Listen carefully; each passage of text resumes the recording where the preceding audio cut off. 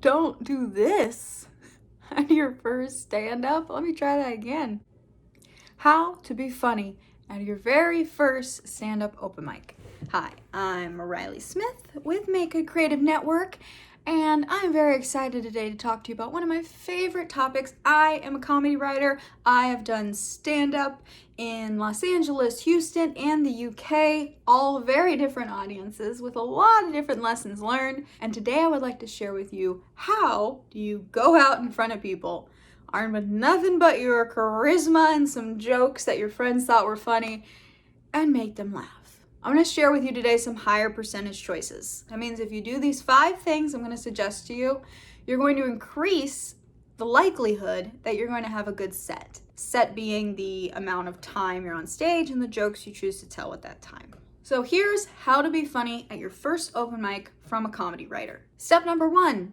This is an absolute must-do. Practice. Practice your jokes. Practice your set from beginning to end.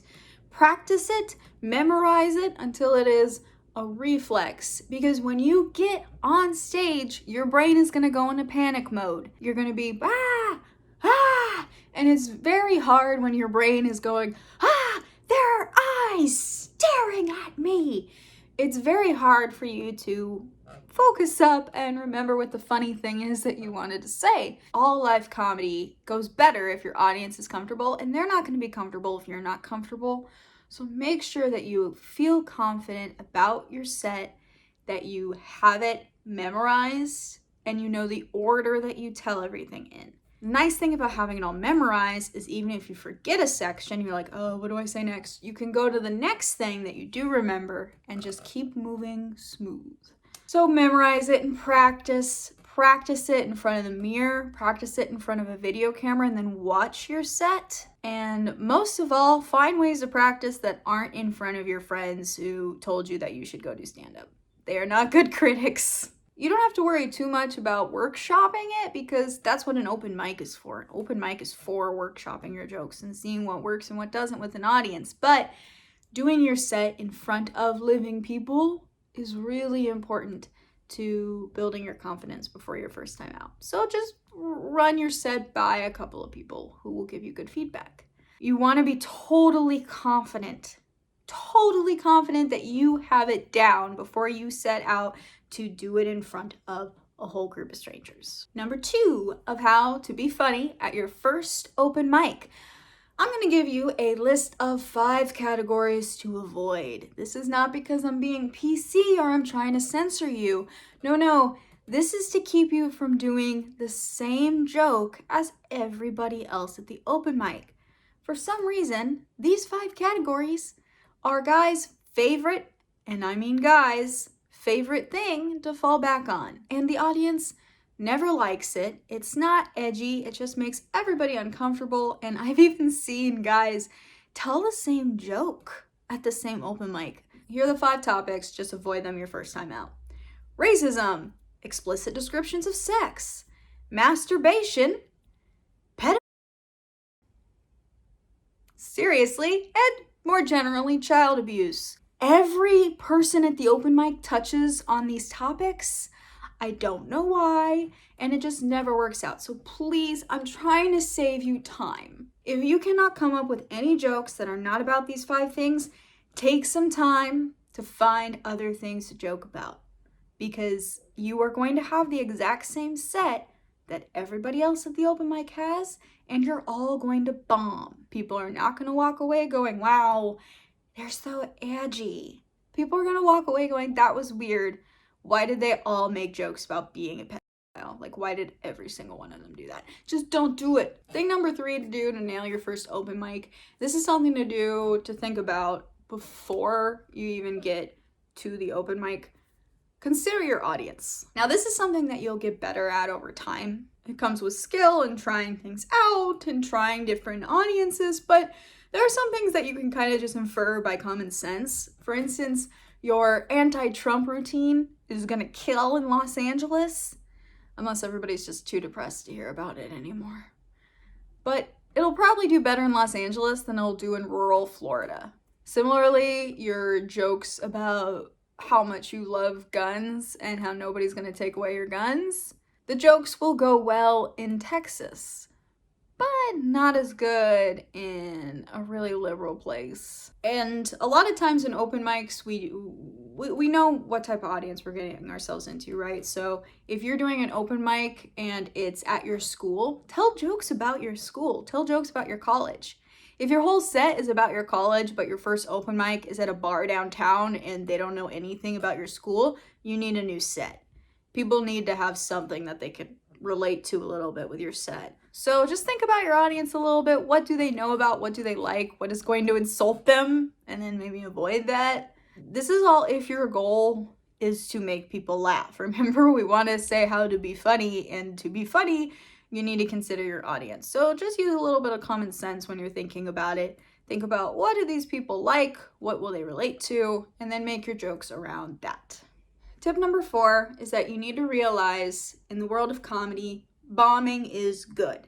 It is necessary and healthy. If you follow all of my tips here, you're probably going to do well at your first open mic. At some point though, you are going to bomb a show. It happens, it's good. I didn't bomb my first show ever, but I bombed my first show in Los Angeles. I learned a lot about audience and that the jokes that I was telling just weren't very funny.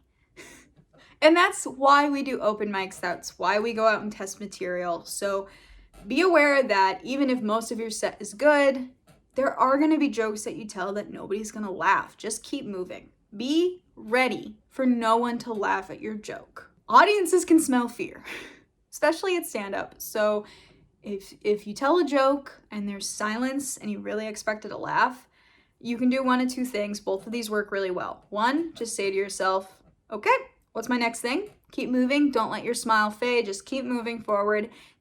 Don't even make it seem like that was even supposed to be a joke. Just keep moving forward in your set.